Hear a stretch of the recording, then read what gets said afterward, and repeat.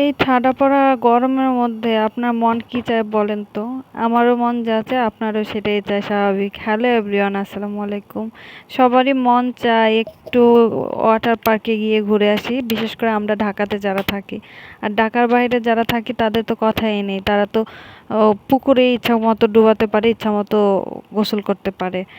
তো আমরাও চলে গেলাম একটু প্রশান্তির খোঁজে।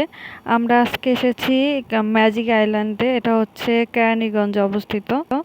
দেখেন এখানে এসে ভাবলাম যে একটু প্রশান্তি করব, বাট এত মানুষ, মানুষের যন্ত্রণায় পাগল হয়ে গেছি। এই যে এই ফ্লোর দিয়ে যে হাঁটবো, ওই হাঁটার মতো অবস্থাটা নেই, যে এত গরম। ফ্লোরে পা ফেলানোর আগে মনে হচ্ছে যে পা পুড়ে যাচ্ছে, আর এত মানুষের ভিড়।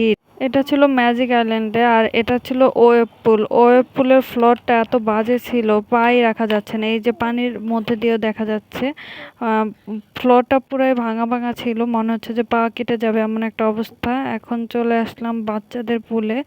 বাচ্চাদের পুলে এসে ঈশার ইয়াসটাকে নিয়ে একটু দুষ্টামি করতেছিলাম, কারণ বড়দের পুলে এত মানুষ ছিল আমার আর পরবর্তীতে ভালোই লাগেনি। ওই কারণে আমরা সবাই বাচ্চাদের পুলে চলে আসলাম।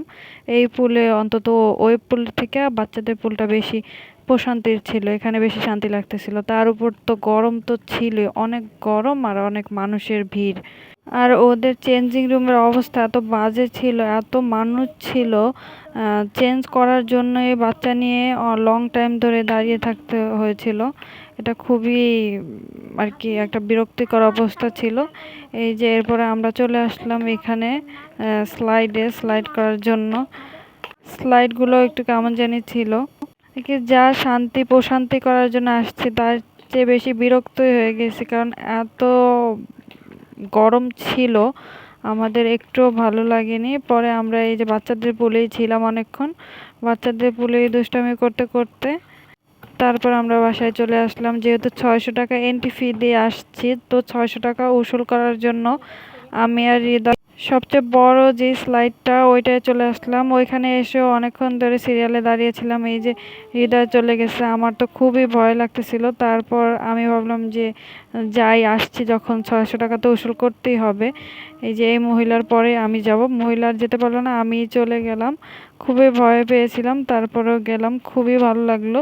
এতটুকুর মধ্যে এখানে একটু মজা লাগলো। তারপর দেখলাম যে ইয়াসরাও অসুস্থ হয়ে যাচ্ছে, তো এত গরমের মধ্যে আর থাকতেও পারতেছিলাম না। তারপরে পাশে দেখলাম যে একটা পুলের মতো আছে, তো আমরা এখান থেকে ডাইরেক্ট চলে গেছি ওই পুলটাতে। ওই পুলটাতে অনেক বেশি পানি ছিল, আর পানিটাও মোটামুটি পরিষ্কার ছিল।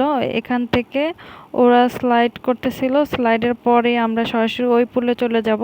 ওইখান থেকে আমরা সরাসরি বাসায় চলে যাব। এই তো আমরা চলে আসছি আরেকটা পুলে।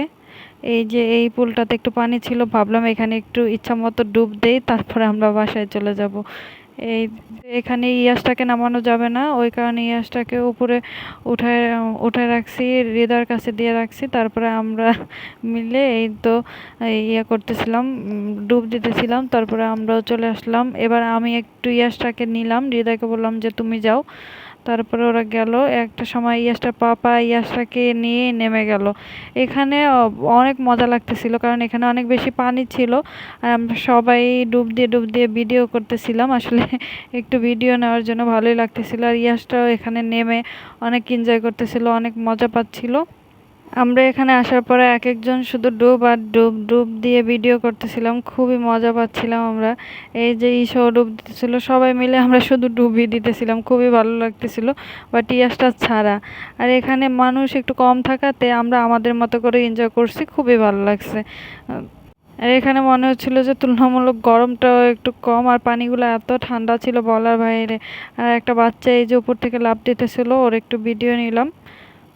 তারপর ভাবলাম যে ইয়াসরা অসুস্থ হয়ে যাবে এত গরমে, আর বেশিক্ষণ আমরা না থাকি। এরপর আমরা চলে আসলাম বাসায়। সবাই ভালো থাকবেন, সুস্থ থাকবেন, আল্লাহ হাফেজ।